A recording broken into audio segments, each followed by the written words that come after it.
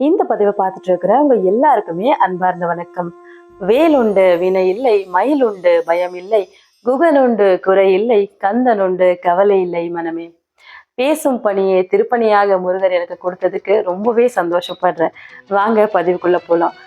விரதத்துல மிக கடினமான மிக கஷ்டம் அப்படின்னு சொல்லப்படக்கூடிய மகா கந்த சஷ்டி விரதம் நாம எப்படி இருக்கணும், அதனோட பலன்கள் என்னென்ன, இந்த வருடம் எவ்வாறு நாம அதுக்கு முதல்லயே ரெடியா இருக்கலாம் அப்படின்றத இந்த பதிவுல முழுசா தெரிஞ்சுக்கலாம். நாம ஏற்கனவே முருகருக்கு 48 நாள் விரதம் எப்படி இருக்கிறது அப்படின்னு சொல்லியிருக்கோம். ஏகப்பட்ட அதுல சந்தேகங்கள் கண்டிப்பா இருக்கு. ஆனா அதையெல்லாம் தாண்டி இந்த 6 நாட்கள் கூடவே ஒரு நாட்கள் மொத்த 7 நாட்கள் வரக்கூடிய மகா கந்த சஷ்டி விரதம், இதை நீங்க கடைப்பிடித்தீங்க அப்படின்னா வருடம்தோறும் நீங்க எந்த விரதம் இருந்தாலும் இல்லை அப்படின்னாலும் அதனோட மொத்த பலனையும் கண்டிப்பா இந்த ஒரே ஒரு விரதம் உங்களுக்கு தருங்க. மகா கந்த சஷ்டி விரதத்தை பத்தி எல்லாருமே கேள்விப்பட்டிருப்போம். அந்த விரதத்துக்காக நிறைய பேர் நம்ம காத்துக்கிட்டே இருப்போம், எப்போ இந்த விரதம் வரும் நம்ம கடைபிடிக்கலாம் அப்படின்னு. நிறைய பேர் சொல்றது என்னன்னா, இந்த விரதம் ரொம்ப கஷ்டம், நம்மளால இருக்க முடியாது, அந்த 6 நாள் 7 நாள் நம்மளால சாப்பிடாம இருக்க முடியாது, மிளகு விரதம் அப்படின்னு சொல்லுவாங்க, அதையெல்லாம் கடைபிடிக்கிறது கொஞ்சம் கஷ்டம் அப்படின்னு நினைப்பாங்க. அதுக்கு நம்ம என்ன பண்ணலாம் அப்படின்னா, இப்போ முருகருக்கு நம்ம 48 நாள் விரதம் இருக்கோம் அப்படின்னா அந்த 48 நாளும் முருகரை மட்டுமே நினைத்து நான்வெஜ் எடுக்காம தரையில படுத்து கழுத்துல ஒரு மாலை அணிந்து முருகரை மட்டுமே நினைப்போம் இல்லையா. அதே மாதிரி இந்த மகா கந்த சஷ்டி விரதம் வர்றதுக்கு முன்னாடியே 48 நாள் அந்த விரதத்தை நாம எடுத்துக்கலாம். அது பாத்தீங்கன்னா அக்டோபர் 21 நம்ம ஸ்டார்ட் பண்ணியிருந்தோம் அப்படின்னா கரெக்டா நமக்கு 48 நாள் கிடைச்சிருக்கும். பட் நிறைய பேர் ஏற்கனவே 48 நாள் முருகரோட விரதத்திலேயே இருப்பாங்க, அவங்களால இதை கடைபிடிக்க கொஞ்சம் கஷ்டம்தான். அப்படி இருக்கிறவங்க பாத்தீங்கன்னா ஒரு 21 நாள் இந்த மாதிரி கூட நீங்க கணக்கு வச்சுங்க. கரெக்டா அக்டோபர் 18 நீங்க ஸ்டார்ட் பண்ணீங்க அப்படின்னா உங்களுக்கு 21 நாள் கிடைக்கும். 8ஆம் தேதி ஸ்டார்ட் பண்ணீங்க அப்படின்னா உங்களுக்கு 31 நாள் கிடைக்கும். அது உங்களோட வசதிக்கு ஏற்ப நீங்க விரதத்தை ஸ்டார்ட் பண்ணிக்கலாம். எதுக்காக இந்த 21 நாள் நீங்க சஷ்டி விரதமா எடுத்துக்கணும் அப்படின்னு பாத்தீங்க அப்படின்னா, சஷ்டி விரதம் அப்படின்னும் போது நம்ம 48 நாள் முருகருக்கு விரதம் இருப்போம் இல்லையா, அப்போ நான்வெஜ் சமைச்சு கொடுப்போம், வேற இந்த மாதிரி மற்றவங்களுக்காக நம்ம எல்லாமே பண்ணுவோம். ஆனா இந்த 21 நாளும் மற்றவங்களுக்காகவும் நம்ம நான்வெஜ் சமைக்கிற மாதிரி இல்லை, ரொம்ப கடுமையா என்ன கொஞ்சம் சாப்பிடலாம், எளிமையா கொஞ்சம் சாப்பிட்டுக்கலாம், ப்ரோட்டீன் ரிச் ஃபுட்டா நம்ம சாப்பிட்டுக்கலாம், அந்த மாதிரி இருந்துட்டு அப்படி இருந்தோம் அப்படின்னா லாஸ்ட் அந்த 6 days வரும்போது கரெக்டா இப்போ நம்ம எளிமையா ஃபுட்டை குறைச்சிக்கிட்டே அந்த 6 நாள் நல்ல விரதம் அப்படின்னும் போது முருகர் நம்ம மனசுல இருக்கணும், நம்மளோட உள்ளத்துல இருக்கணும், அந்த அளவுக்கு அது பழகி விட்டுரும். எந்த ஒரு நல்ல காரியமா இருந்தாலும் கெட்ட காரியமா இருந்தாலும் 21 நாள் நாம் செஞ்சோம் அப்படின்னா கண்டிப்பா அது ஒரு பழக்கமா மாறிடும். இப்படி நம்ம பழக்கமா அதை எடுத்துட்டு வந்துட்டோம் அப்படின்னா அந்த 6 நாள் நமக்கு கண்டிப்பா கஷ்டமா தெரியாது. உங்களால முடியுது அப்படின்னா கண்டிப்பா இந்த 21 நாள் சஷ்டி விரதம் அப்படின்னு கூட நீங்க எடுத்துக்கலாம். நம்மளோட பிரச்சனை எந்த அளவுக்கு இருக்கு, என்னால முடியலப்பா முருகா, நீதான் எல்லாம், உன்னோட காலில் நான் சரணாகதி அடைகிறேன் அப்படின்றாங்க, கண்டிப்பா இந்த 21 நாள் சஷ்டி விரதம் அந்த மாதிரி எடுத்து பாருங்க. கடைசி 6 நாட்கள் உங்களுக்கு ரொம்ப சுலபமா விரதம் லிஸ்டியா நேர்த்தியா முடிக்கிறதுக்கு உதவும். இந்த வருடம் பாத்தீங்கன்னா மகா கந்த சஷ்டி விரதம் அப்படிங்கிறது நவம்பர் 2ஆம் தேதியிலிருந்து நவம்பர் 7ஆம் தேதி வரைக்கும் வருது. அடுத்த நாள் திருக்கல்யாணம் பாத்தீங்கன்னா நவம்பர் 8ஆம் தேதி. சில பேர் பாத்தீங்கன்னா கரெக்டா 6 நாள் அப்படின்னா சூரசம்ஹாரம் அன்னைக்கு வரைக்கும், அன்னைக்கு சஷ்டி வருது அன்னைக்கு வரைக்கும் விரதம் இருப்பாங்க. சில பேர் பாத்தீங்கன்னா முழுமையான விரதம் முழுமையடைகிறது திருக்கல்யாணத்துக்கு அப்புறம் தான்.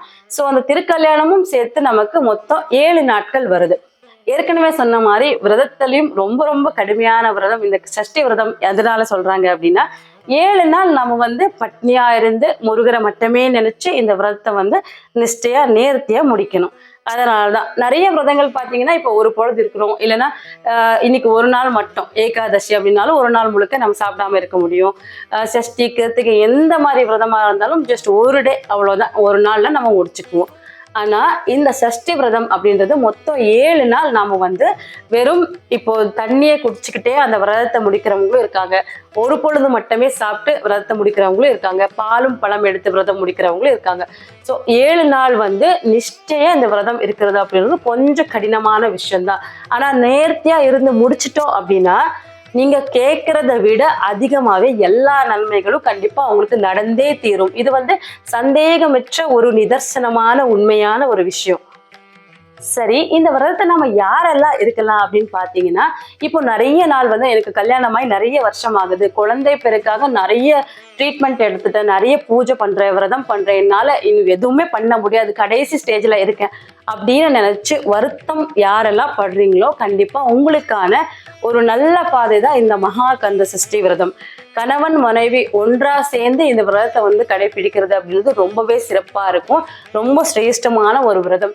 நீங்க வந்து பாத்தீங்கன்னா மிளகு விரதம், அதை நீங்க கடைபிடிச்சீங்க அப்படின்னா கண்டிப்பா அது வந்து நிறைவேறும் அப்படின்னு சொல்லுவாங்க. ஏன்னா மிளகு விரதம் இருக்கிறதுலே வந்து கொஞ்சம் கஷ்டமான விரத முறை அப்படின்னு சொல்லிக்கலாம். அந்த கஷ்டம் நம்ம உடம்பையே நாம உறுத்திக்கிட்டு முருகனுக்கு சரணாகதி அடைந்து நீதான் வரணும், நீ எனக்கு வரம் கொடுத்தே ஆகணும் அப்படின்னு எப்போ நாம வந்து சரணாகதி அடையிறோமோ அந்த பக்திக்கும் அன்புக்கும் இணைந்து முருகர் கண்டிப்பா நம்ம கேட்டது தருவாரு அப்படின்றது நிச்சயமான உண்மை. அதுக்கப்புறம் பாத்தீங்கன்னா வெறும் குழந்தை வரத்துக்காக மட்டும்தான் இந்த சஷ்டி விரதம் இருக்கணுமா அப்படின்னு கேட்டீங்கன்னா கண்டிப்பா இல்லை. ஆனா பழைமொழி பிரகாரம் சஷ்டியில் விரதம் இருந்தா அகப்பையில் வரும் அப்படின்னு சொல்லுவாங்க. அதை தாண்டி பாத்தீங்கன்னா திருமண தடையா இருக்கலாம், வியாபாரத்துல நஷ்டமா இருக்கலாம், தீரா நோய் பிரச்சனை இருக்கலாம், எல்லாத்துக்குமே முருகன் ஒன்றுதான் திவ்யமான மருந்து, முருகர் தான் திவ்யமான ஔஷதம் அப்படின்னு சொல்லப்படுது. இந்த சஷ்டி விரதத்தை நம்ம மேற்கொள்ளும் போது பாத்தீங்கன்னா நமக்கு உண்டான அனைத்து பிரச்சனைகளும் கண்டிப்பா நம்ம கண்ணுக்கு இல்லாத மாதிரியே போயிடும். இந்த விரதத்தை வந்து எவ்வளவு நேர்த்தியா எவ்வளவு உண்மையா உள்ள முருகி நாம செய்யறோம் அப்படின்றதுலாம் எல்லாமே இருக்கு. இப்போ நவம்பர் 2 முதல் நாள் வந்து நம்ம எப்படி ஸ்டார்ட் பண்ணிக்கணும் அப்படின்னு கேட்டிங்கன்னா, முதல்ல வந்து கையில காப்பு கட்டிக்கிறது. அன்னைக்குன்னு பார்த்து கையில ஒரு மஞ்சள் கயிறை எடுத்துக்கிட்டு அதுக்கு வந்து ஒரு மஞ்சளோட கொம்பு இருக்குல்ல அதை வந்து கட்டி சுவாமி முன்னால வச்சுட்டு நல்லா வேண்டிக்கிட்டு, கோயில் கிட்டத்துல இருக்கு அப்படின்னா கோயில்ல போய் ஐயர்கிட்ட கொடுத்து அங்கேயும் ஒரு பூஜை பண்ணிக்கிட்டு, அதுக்கப்புறம் முருகரை நல்லா வேண்டி என்னால இந்த விரதத்தை ஏற்க முடியும், உனக்காக இந்த விரதம் நான் இருக்கேன், நிஷ்டையா நேர்த்தியா இருக்கணும்னு நினைக்கிறேன், நீ தான் அருள் புரியணும் அப்படின்னு வேண்டிக்கிட்டு கையில கட்டிட்டு வாங்க.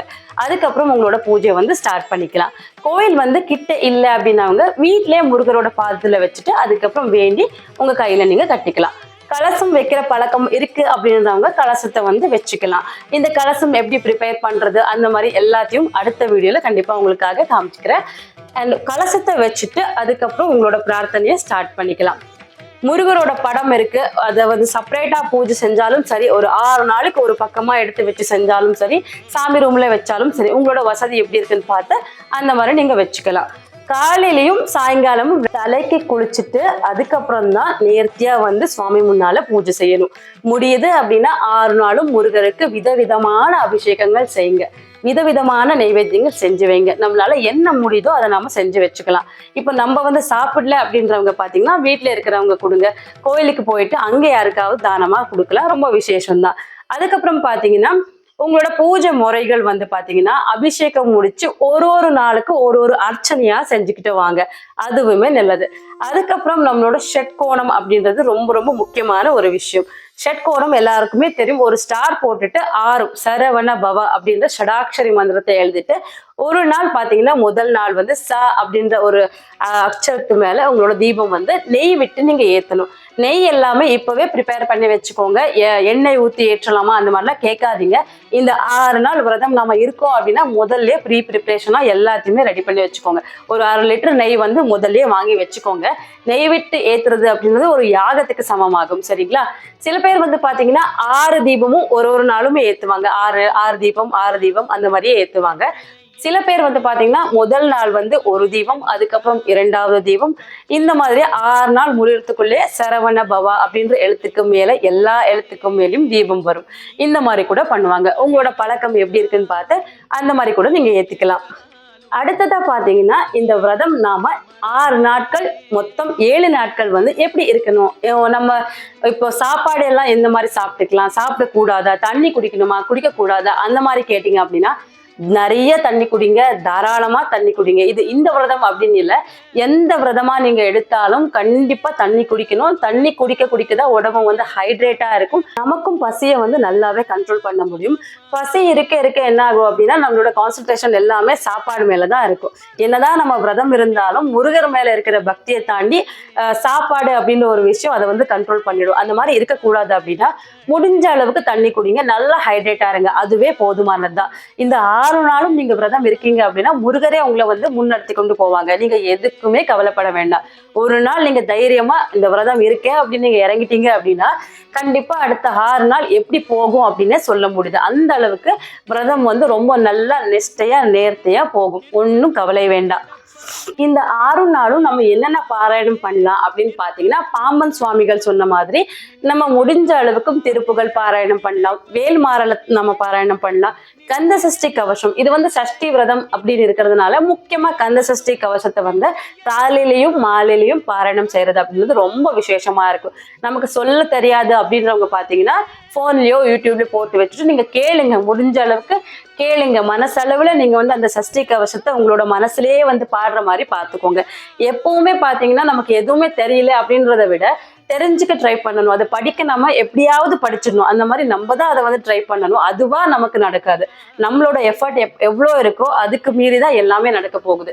அதுக்கப்புறம் சரி எதுவுமே முடியலையா, முருகா அப்படின்ற ஒரு நாமம் போதும். அந்த நாமத்துக்கு இருக்கிற பலன் வந்து வேற எதுக்குமே இல்லை. அதை தாண்டிதான் எல்லாமே.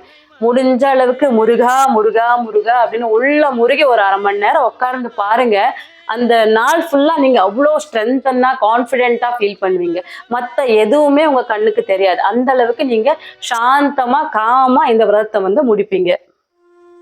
இந்த மகா கந்த சஷ்டி விரதம் அப்படின்றது ரொம்ப நேர்மையா சுத்தபத்தமா நடக்கணும். நான் ஏற்கனவே சொன்ன மாதிரி வீட்டுல வந்து கண்டிப்பா நான்வெஜ் சமைக்காதீங்க. யாராவது சாப்பிட இருக்காங்க அப்படின்னாலும் அவங்களுக்கு வந்து நீங்க சமைச்சு தரக்கூடாது. யாராவது இறந்த வீட்டுக்கு போலாமா அப்படின்னு கேட்டீங்கன்னா அதுவும் நீங்க போகக்கூடாது. இந்த 6 நாள் அப்படின்னா அது வந்து ஒரு கவசம் மாதிரியே நீங்க நினைச்சுக்கோங்க. அந்த மாதிரி பாத்துக்கோங்க. நிறைய பேர் வந்து பாத்தீங்கன்னா இன்னும் விஷயம் இருக்கு. செருப்பு காலில் வந்து போடக்கூடாது. ஒரு மாலை நீங்க அணியறீங்க, மாலையிட்டு நீங்க விரதம் பண்றீங்க அப்படின்னா ஒரு துளசி மாலை வந்து நீங்க தாராளமா அணிஞ்சு கொள்ளலாம். மாலை வந்து போட்டுக்கிட்டு தான் ஆகணுமா கேட்டா அந்த மாதிரிலாம் இல்லை. உங்களால முடியும் அப்படின்னா மாலை போட்டா இன்னுமே சுத்தமா இருக்கணும். அதை வந்து மைண்ட்ல வச்சுக்கோங்க. செருப்பு வந்து பாத்தீங்கன்னா இப்போ சில இடத்துல செருப்பு போட்டாதான் வேலையே நடக்கும். அந்த மாதிரி இருக்கும்போது ஒன்றும் பண்ண முடியாது. அந்த மாதிரி இருக்கிறவங்க செருப்பு போட்டுக்கலாம். இல்லை அப்படின்னா தாராளமா நீங்க செருப்பு வந்து தவிர்த்துக்கிறது ரொம்பவே நல்லது.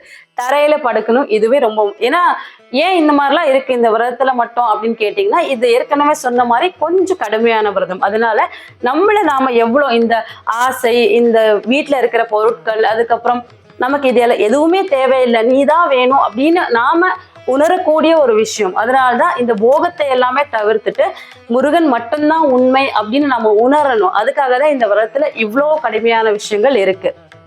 திருநீர் பூசிக்கிறது இந்த விரதத்துல இன்னொரு முக்கியமான விஷயம். இதை நான் ஏன் சொல்றேன் அப்படின்னா நம்ம நெத்தியில திருநீர் இருக்கிற வரைக்கும் நமக்கு முருகரோட ரட்சை கண்டிப்பா இருக்கும் அப்படின்னு சொல்லுவாங்க. இது பெண் பக்தரா இருந்தாலும் சரி, ஆண் பக்தரா இருந்தாலும் சரி, நெத்தி நிறைய திருநீர் பூசிக்கோங்க. வருடம்தோறும் கண்டிப்பா யாருமே அந்த மாதிரி பூசிக்க மாட்டீங்க. இந்த 6 நாள் நல்லா முருகரை நினைச்சு எங்க பார்த்தாலும் உங்களுக்கு முருகன் மட்டும்தான் தெரியணும். அந்த அளவுக்கு உங்களுக்கு ஃபீல் ஆகணும் அப்படின்னா இந்த மாதிரி சின்ன சின்ன விஷயங்கள் பண்ணாலும் போதும். அந்த மாதிரி அதை பார்க்க உங்களுக்கு கண்டிப்பா முருகரோட ஞாபகம் மட்டும்தான் வரும்.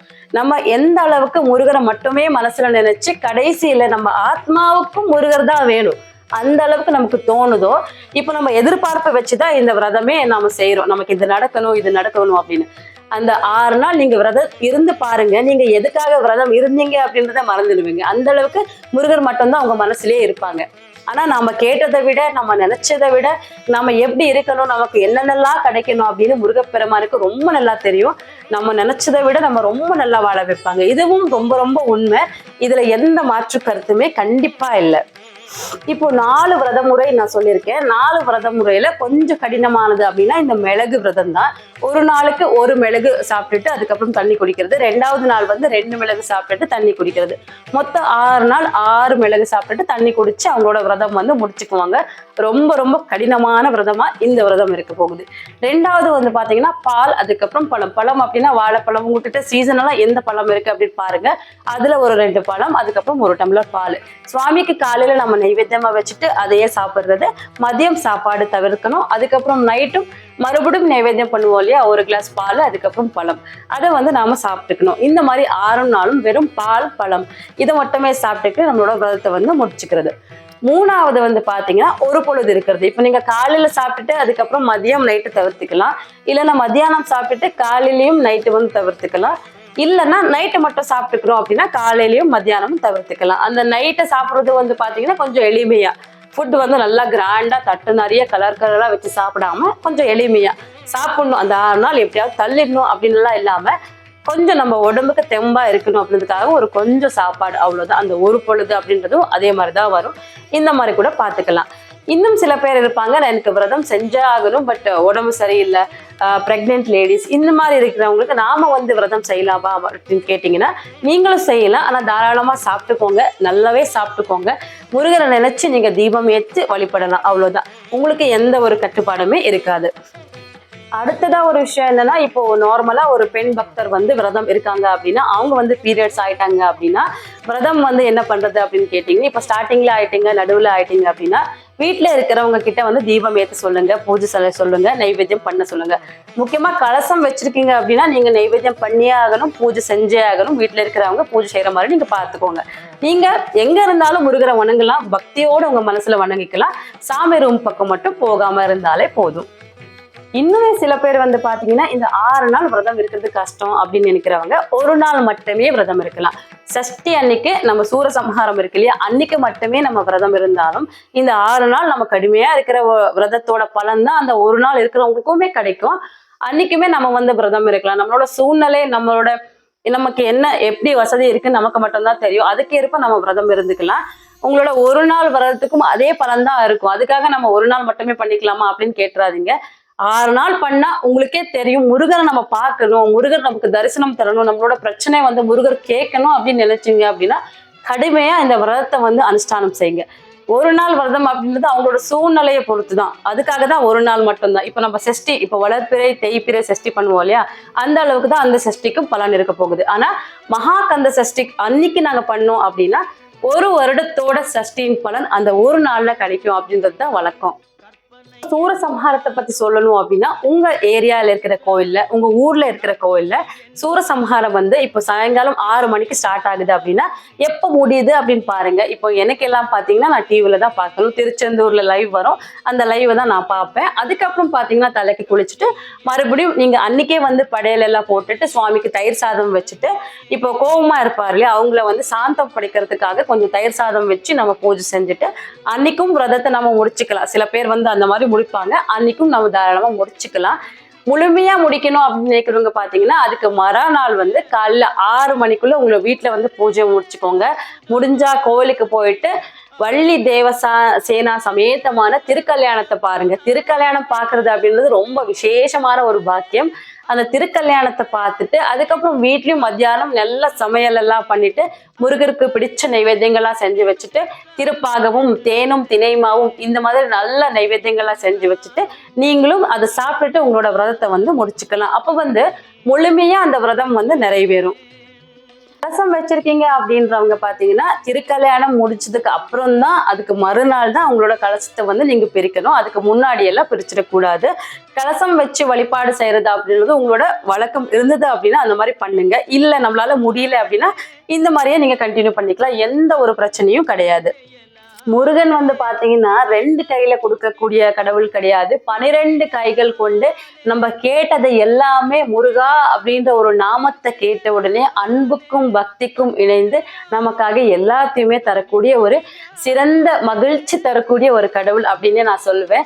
எல்லார் வாழ்க்கையிலும் பாத்தீங்கன்னா ஒரு பிரச்சனை கண்டிப்பா இருக்கதான் செய்யுது. இதுதான் என்னோட வாழ்க்கை, இங்கதான் எனக்கு முடிஞ்சு போச்சு, எனக்கு மட்டும்தான் கஷ்டம், எனக்கு மட்டும்தான் பிரச்சனை அப்படின்னு நினைக்காம அந்த பிரச்சனைக்கு ஒரு திவ்ய ஔஷதம் தான் என்னப்பன் முருகப்பெருமான். அவங்கள எந்த அளவுக்கு நீங்க விடாமுயற்சியோட அவங்களோட பாதத்துல வந்து சரணாகதி அடைந்து உங்களோட கண்ணீர் விட்டு அவங்கள வந்து உள்ள முருகி நீதான் எனக்கு எல்லாம், நீதான் வழிகாட்டணும் அப்படின்னு என்னைக்கு சரணாகதி அடைகிறீங்களோ, உண்மையான பக்தியோட முருகரை நீங்க என்னைக்கு வந்து நீதான் எனக்கு, நீ மட்டும்தான் எனக்கு அப்படின்னு நீங்க நினைச்சுக்கிறீங்களோ அப்போல இருந்து உங்களோட பிரச்சனையை வந்து தீர்ந்தது அப்படின்னு தான் உண்மை.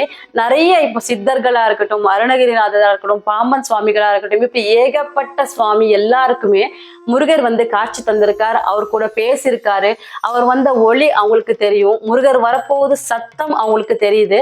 அப்போ நமக்கு மட்டும் ஏன் அந்த மாதிரி நடக்காது அப்படின்னு நீங்க யோசிக்காதீங்க. உண்மையா உங்களோட பக்தி இருக்கு, உண்மையா உங்களோட அன்பு வந்து முருகன் மீது நீங்க வச்சிருக்கீங்க அப்படின்னா கண்டிப்பா அதுக்கு உண்டான பலன் வந்து எம்பெருமான் கண்டிப்பா தந்தே தருவாங்க. பரம்பொருளா இருக்கிற முருகப்பெருமான் வந்து எல்லாருக்குமே ஒரே ஒருத்தர் தான். அவர்தான் எல்லாம், யாவும் நீயே எதுலயும் நீயே. நீங்க எப்போ முருகர் சரணாகதி அடையிறீங்களோ அதுதான் உங்களுக்கு பிரச்சனையின் கடைசி ஒரு புல் ஸ்டாப் அப்படின்னு சொல்லிக்கலாம். அதுக்கப்புறம் எல்லாமே நல்லதான் நடக்கும். நல்லதே நினைங்க. இந்த விரதம் முழுக்க பாத்தீங்கன்னா இன்னொருத்தருக்கு சாபம் விடுறது, சண்டைக்கு போறது, கிட்ட கிட்ட வார்த்தையா பேசுறது, மத்த எதையோ நினைக்கிறது, இந்த மாதிரிலாம் இல்லாம முருகரை மட்டுமே நினைச்சு பாருங்க. இந்த வருடம் முழுக்க எத்தனை பிரச்சனை, எத்தனை அவமானம், எத்தனை கஷ்டம், இதையெல்லாம் மீறி முருகப்பெருமான் உங்களுக்கு ஒரு புதிய பாதை, நல்ல பாதையா கண்டிப்பா காமிச்சு தருவாரு. எல்லார் வாழ்க்கையுமே பாத்தீங்கன்னா ஒரு ஒளிவட்டம் கண்டிப்பா தேவை. அந்த ஒளிவட்டத்துக்கு நிதர்சனம் என் முருகப்பெருமான் தான். இந்த வருடம் யாரெல்லாம் இந்த விரதம் வந்து இருக்க போறீங்க அப்படின்னா கண்டிப்பா கமெண்ட் பண்ணி சொல்லுங்க. உங்களுக்கு என்ன சந்தேகம் இருந்தாலும் இந்த விரதத்தை பத்தி கண்டிப்பா கமெண்ட்ல கேளுங்க. எனக்கு தெரிஞ்சதை நான் சொல்றேன். இந்த தடவை நானும் இந்த விரதத்தை ரொம்ப நேர்த்தியா நேர்த்தியா வந்து செய்யணும் அப்படின்னு நான் நினைக்கிறேன். உங்களோட சேர்த்து இந்த வருடம் வந்து நானும் ரொம்ப சந்தோஷமா விரதம் வந்து கடைபிடிக்கணும் அப்படின்னு இருக்கேன். எல்லாருடைய பிரச்சனையும் முருகப்பெருமான் தீர்த்து வைக்கட்டும் அப்படின்னு நானும் வேண்டிக்கிறேன். இந்த பதிவு உங்க எல்லாருக்குமே ரொம்ப பயனுள்ளதா இருந்திருக்கு அப்படின்னு நான் நம்புறேன். இந்த பதிவு உங்களுக்கு பிடிச்சிருந்தது அப்படின்னா கண்டிப்பா எனக்கு ஒரு லைக் தட்டி விட்டுருங்க. அது எனக்கு ரொம்பவே சந்தோஷமா இருக்கும். அண்ட் இந்த பதிவை உங்களோட ஃப்ரெண்ட்ஸ் எல்லாருக்குமே வந்து ஷேர் பண்ணுங்க. என் சேனல் நீங்க இப்போதான் முதல் தடவையா பாக்குறீங்க அப்படின்னா கண்டிப்பா சப்ஸ்கிரைப் பண்ணி வச்சுக்கோங்க. கூடவே பெல் ஐக்கானையும் தட்டி வச்சுக்கோங்க. இதே மாதிரி இன்னும் நல்ல நல்ல விஷயங்களோட உங்களை மறுபடியும் சந்திக்கிறேன். அது வரைக்கும் உங்களது விடை பெறுகிறேன். நன்றி, வணக்கம், வாழ்க வளமுடன்.